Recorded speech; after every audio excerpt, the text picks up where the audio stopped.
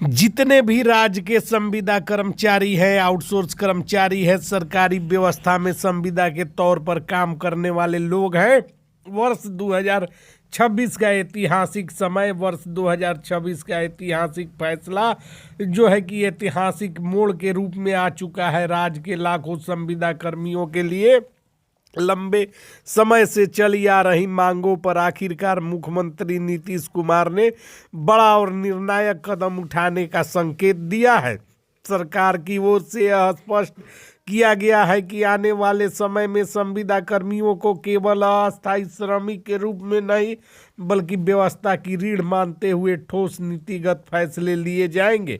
मुख्यमंत्री द्वारा दिए गए हालिया बयानों और प्रशासनिक बैठकों के बाद यह संकेत मिला है कि 2026 में बिहार के संविदा कर्मियों के वेतन में बम्पर वृद्धि, पेंशन व्यवस्था, सेवा स्थायित्व जैसे अहम मुद्दों पर बड़ा फैसला लिया जाएगा। बिहार के विभिन्न विभागों में कार्यरत संविदा कर्मियों की संख्या लाखों में है। इनमें प्रमुख रूप से स्वास्थ्य विभाग, पंचायत राज विभाग, शिक्षा विभाग, जीविका, पंचायत नगर निकाय, आईटी एवं तकनीकी सेवाएं, समाज कल्याण विभाग जैसे जो है कि 45 विभाग हैं जिनमें संविदा कर्मी कार्य करते हैं। वर्षों से एक कर्मचारी कम वेतन, अस्थिर सेवा, सीमित सुविधाओं के साथ कार्य करते आ रहे हैं। नियमित कर्मचारियों की तुलना में इनकी जिम्मेदारियां समान होती है, बावजूद सुविधाएं काफ़ी कम रही है।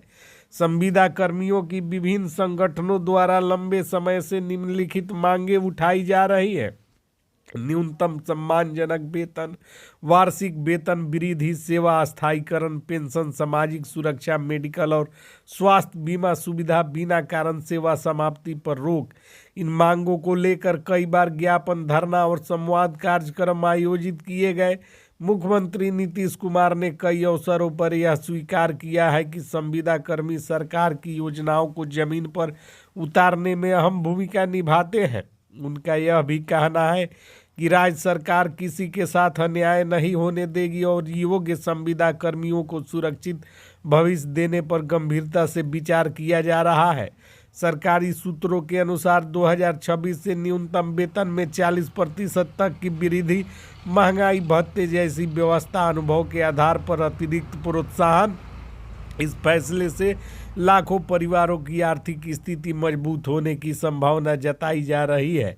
सबसे बड़ी घोषणा मानी जा रही है कि पेंशन योजना, प्रस्तावित योजना के तहत लंबे समय तक सेवा देने वाले संविदा कर्मियों को पेंशन, अंशदायी पेंशन मॉडल, सेवानिवृत्ति के बाद मासिक सुरक्षा राशि। यह कदम संविदा कर्मियों के भविष्य की चिंता को काफ़ी हद तक समाप्त कर सकता है।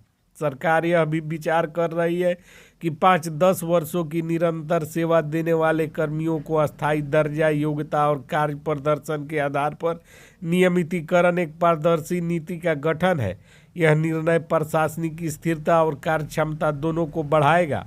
मुख्यमंत्री की इस पहल को लेकर संविदा कर्मी संगठनों में उत्साह और सामाजिक संगठनों का समर्थन है। विपक्ष द्वारा भी सकारात्मक प्रक्रिया और कई संगठनों ने इसे ऐतिहासिक और जनहितकारी फैसला बताया है। विशेषज्ञों का मानना है कि आय बढ़ने से बाजार में क्रय शक्ति बढ़ेगी, ग्रामीण अर्थव्यवस्था मजबूत होगी, रोजगार में स्थायित्व आएगा। यह फैसला दीर्घकालिक आर्थिक विकास में जो है कि सहायक होगा। यदि यह योजना सफल होती है तो बिहार अन्य राज्यों के लिए उदाहरण बनेगा। संविदा व्यवस्था में राष्ट्रीय स्तर पर सुधार बड़ी तेजी से होगी, श्रम नीतियों में बदलाव संभव होगा। हालांकि कुछ चुनौतियां भी हैं। बजटीय प्रावधान, नीति लागू करने की समय सीमा, विभागीय समन्वय। सरकार ने स्पष्ट किया है कि चरणबद्ध तरीके से इन चुनौतियों का समाधान किया जाएगा। कुल मिलाकर 2026 में मुख्यमंत्री नीतीश कुमार द्वारा संविदा कर्मियों के लिए कई बम्पर घोषणा बिहार के प्रशासनिक इतिहास में मील का पत्थर साबित हो सकती है।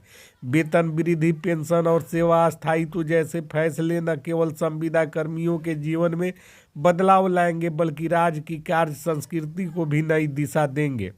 संविदा कर्मियों को अब उम्मीद है कि आने वाले समय में संघर्षों का सकारात्मक परिणाम सामने आएगा। और जितने संविदा कर्मी आज तक जो अपनी लड़ाइयाँ लड़े हैं वह 2026 में पूर्ण रूप से मान्य कर दिए जाएंगे और सबको जो है कि लाभ प्रदान किया जाएगा। तो संविदा कर्मी